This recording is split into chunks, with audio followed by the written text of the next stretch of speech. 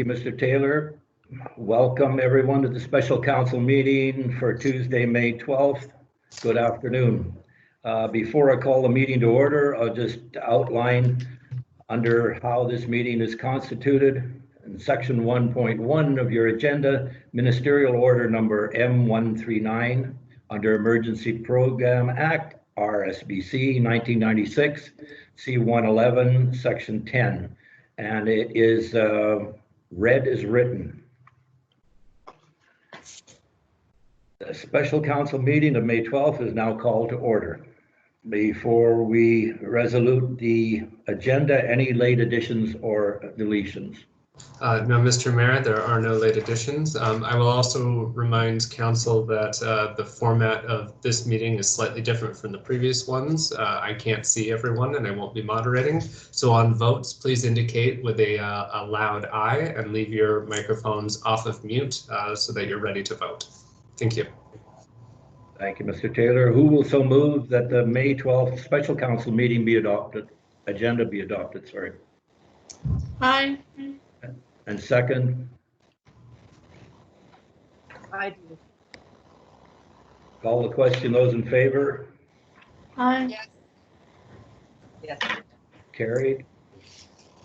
Item 3, reports from and presentations of staff. 3.1, a springboard for wildlife tourism in Lillooet. Staff, please comment. Yeah, so this was a request brought in late last week from the Naturalist Society, and they're looking at doing a joint venture between the Naturalist Society and what we hope to be a new brewery in town. So it's both good for nature and tourism and for the purveyors of beer. So yeah, they just need a support from the council in order to be able to apply to the NDIT. Okay, that's an interesting partnership. I need someone to move that the Lillooet Naturalist Society application to Northern Development Initiative Trust Marketing Program for a grant of up to $15,000 from the Caribou-Chilcotin Lillooet Regional Development Account for a springboard for wildlife tourism in Lillooet project be supported. Who will so move? Aye.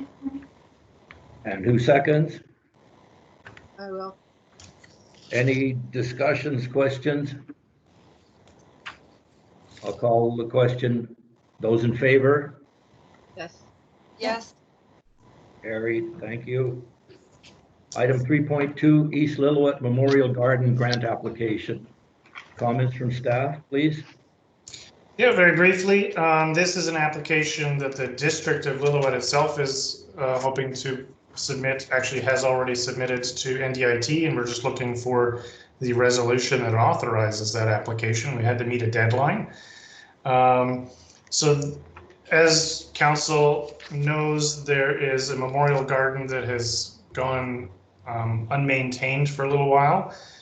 It was fantastic when it was built, but it wasn't built for the local climate, and there's no water source there, so it has fallen into disrepair. This grant will, if achieved, will allow for revitalizing the entire memorial garden in a way that's more appropriate to this environment. Xeriscape type plantings and a very Japanese style rock garden. So it'll be low maintenance. And there's a couple other grants that our district grant writer is working on simultaneously with this to get funding sources from a number of locations to pay for the entire thing, which means that despite that the district's 2020 operating budget has $10,000 set aside for this, if we're successful in even 2 of the grants, it'll cost the district nothing to have this revitalization occur. And then only in future years will there be some expense for maintenance of the grounds, but they're minimal because the new design requires minimal maintenance. Along with that grant, there is a proposition of a heritage circle tour, which is basically leveraging a plan that's already in the works with the Chamber of Commerce, Tourism Lillooet, and the Visitor Center to have e-bicycles that go in a circle around through the community. So Miyazaki House, the old bridge, and the Memorial Gardens than any other businesses or locations that may have value to tourists would just be part of the Circle tour. And there'd be a small rental fee for the bikes and tour information. So we see it as a way of adding value to the tourism in this community. Okay. That's all. Thank you, Mr. Denniger. So am I correct in saying, and what I hear in terms of there's no financial liability for this application by the district for this year? Minimal, if any. There might be a small maintenance cost, which is built into our operating budget, but there's no capital cost to it as was originally budgeted. That $10,000 for capital won't be spent. So it'll be the estimated cost, $3,000 a year for maintenance. It'll only be a portion thereof for the remainder of the year. So just a few months in the fall, maybe some watering and some cleanup before the winter season. So quite minimal. Okay. I need someone to move that the District of Lillooet's application to the Northern Development Initiative Trust Community Halls and Recreation Facilities Program for a grant of up to $25,000 from the Caribou Chilcotin Lillooet Regional Development Account for the East Lillooet Internment Memorial Garden and Heritage Circle Tour project be supported. Who will so move? I do. And second? I do.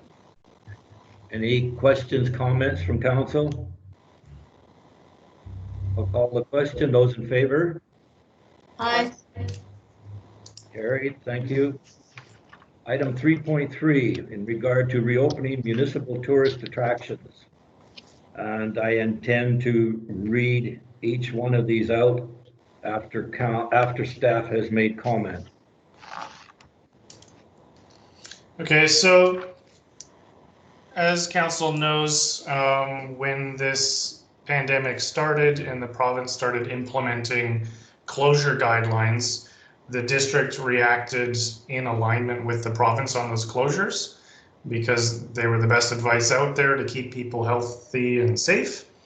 The reopening is a harder decision for every community to make, and we've heard this even from the province, that a lot of these changes have to be made even at the personal level, where each individual has to feel comfortable with how the opening's occurring and how quickly they may take the advice or their guidance of the province in terms of physical distancing and small gatherings and so forth. So as we've seen in other jurisdictions, there's no perfect known answer of the right way and right time to reopen. A lot of it is going to be trial and error, quite frankly. So we're working on the best advice we have available from the province. They are the experts and the authority in this. But there's no mandate from the province that any community open up sooner than it is comfortable to do so.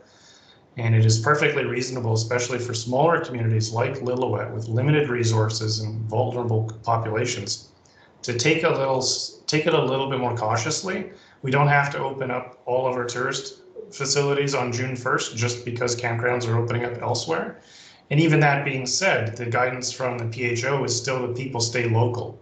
So if you want to get out of North Van, go find a campground that's near North Van, right? That's the guidance from the province right now. They're not saying travel across the province or across the provinces from Alberta or so forth to come elsewhere to do your camping and touring.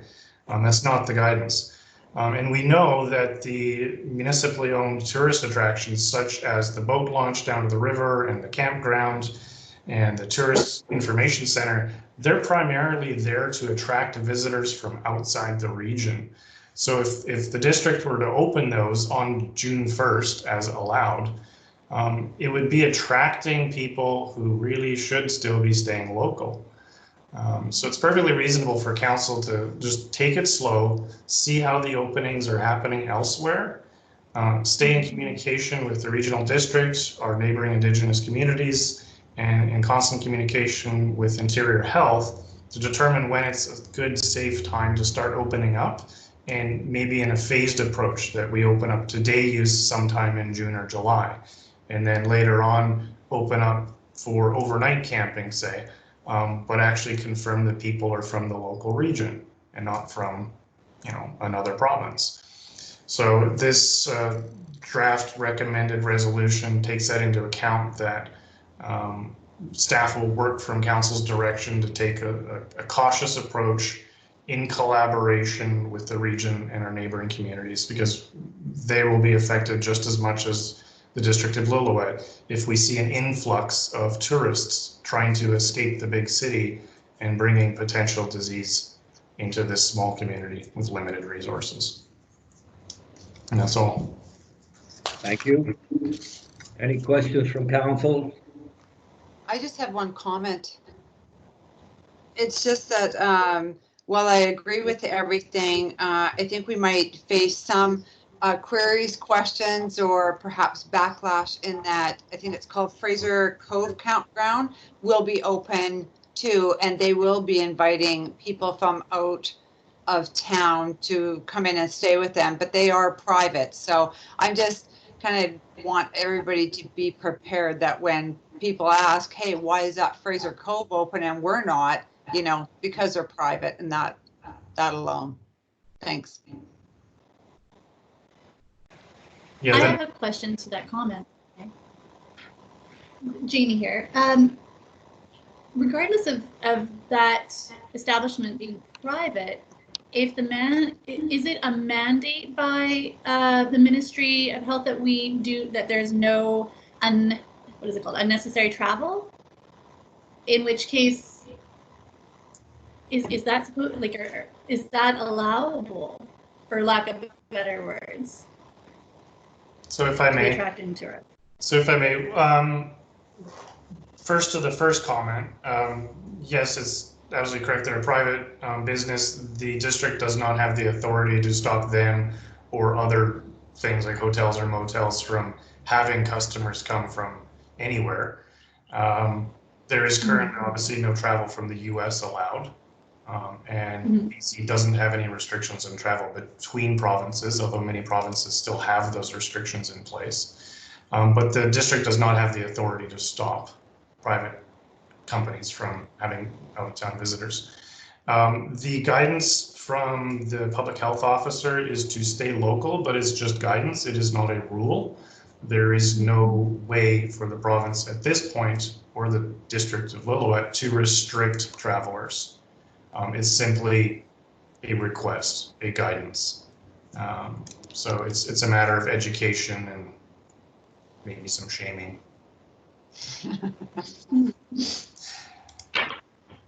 I also wanted to make a comment that I've gotten a lot of feedback about closing our roads and this, that, and the other thing. And I've been stressing that it's the main highway. It's not up to us to close that. That would be Ministry of Transport. And I'm not really sure that people understand jurisdiction for them. Yeah, that's correct. The highways are not our jurisdiction to control, and we have no powers to set up any sort of even an information blockade or whatever you want to call it, checkpoint. We can't do that as a district, and the province has no laws or orders in place that even empower them to do that. Other provinces, especially back east, you've seen, they actually have border control at the provincial border, and they're doing information checks, and some of them are even sending people away. But that's not the approach that BC, Alberta, or Ontario has taken. Our borders are open and travel is legally unrestricted. It is simply guidance. Please stay local.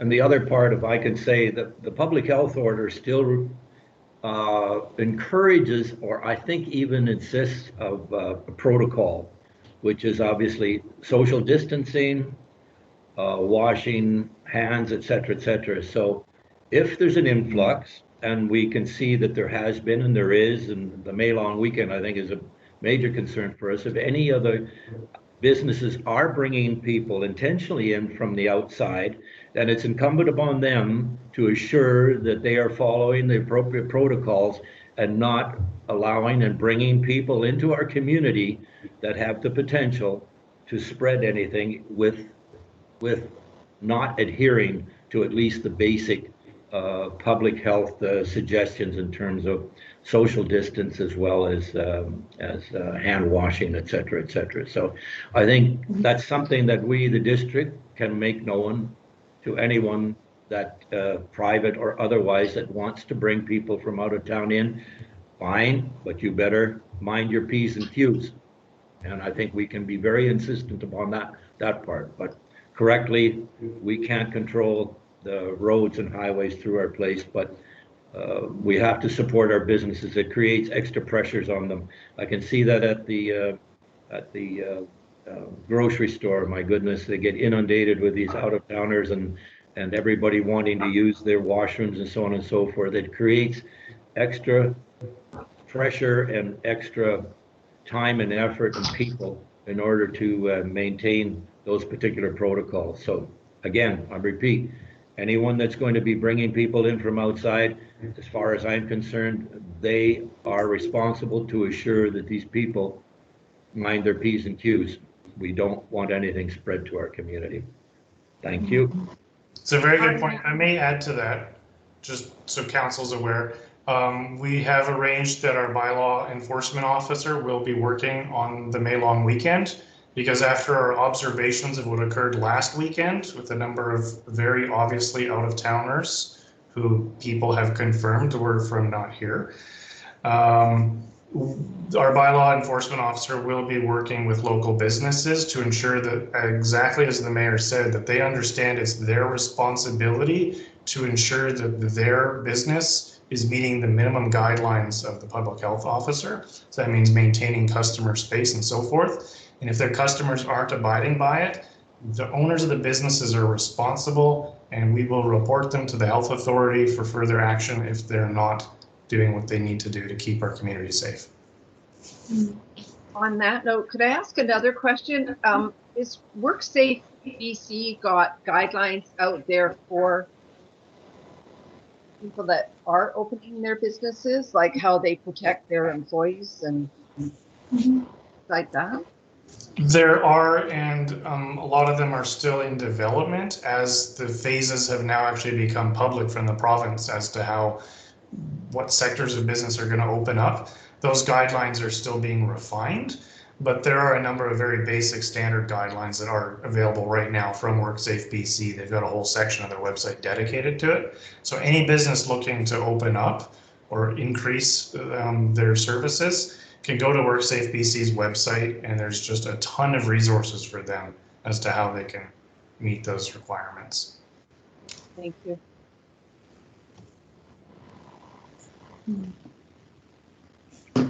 Okay. There be no further questions. I am going to seek someone to move the following. Whereas, sorry. This is important. I just said I will. I'm going to read it out completely. Thank you, Councillor Hoppe. Whereas British Columbia, while currently in a provincial state of emergency due to the COVID-19 pandemic, recently announced plans to allow the gradual reopening of outdoor recreational facilities with the recommendation that they initially be used only by local residents. And whereas the District of Lillooet is a small community with vulnerable segments of the population and limited resources to deal with the potential outbreak of COVID-19 infections, and whereas many of the district's outdoor recreational facilities are an attraction to and primarily used by tourists from outside our local community, therefore be it resolved that the district's outdoor recreational facilities, including Cayush Creek Municipal Campground, Fraser River Boat Launch, and Seton Lake Wharf and Boat Launch, Miyazaki House, and the Museum and Visitor Center be gradually reopened in harmony with neighboring Indigenous communities and regional governments to ensure a unified approach that minimizes the exposure risks associated with the current COVID-19 pandemic. Who will so move? I will. Councillor Hoppe. Okay, second, please. I I will. will. Okay. Further comments or questions? This was very well put together, and thank you, Mr. CAO. Yes, indeed, it created a great deal of happiness with us. So, whereas, what fors, and howevers, we really appreciate this. This is a smart thing to do that lets the public know exactly where we, the council, sits. And I'll call the question. Those in favor? Yes. Yes. Okay, carried. Item 3.4, I'm really happy to read the Form and Character Development Permit DP 20-002 77 8th Avenue Abundance Bakery Facade Improvement. Mr. CO, would you like to make comment? Yes, I would. Is everyone able to see my screen at the moment? Yes. Yeah. Excellent. Okay, so DP 20-002 is for a Main Street Form and Character Development Permit for the property located at 77 8th Avenue for facade improvement. Currently on the site is the Abundance Bakery, which features access off of the 8th Street frontage and a prominent patio area fronting Main Street. The particular property is an excellent example of a public-private streetscape interface and has benefited from the Mile Zero brick plaza and landscaped areas between the plaza and Main Street. I would like to point out to council at this point, for the back of your minds, that this is the type of interface area, is pedestrian friendly and should be looked at as an example of what we might like to obtain in our downtown revitalization plan at the conclusion of the OCP project. Back to the development permit, the applicant is proposing to change the color of the building from the taupey beige color to a far more vibrant oxidized red, trimmed with a darker charcoal and an aluminum roof. All of this topped off with an enhanced sign on the mansard roof. The color choices specifically are cayenne, dark chocolate, and midnight. By way of reference, I took a DP to another council where the color grilled cheese was presented, so we're definitely hitting a higher end of the color names here. To get an idea of how the colors will interact, I put together a crude rendering. Here's the existing building, and here is how the colors will interact.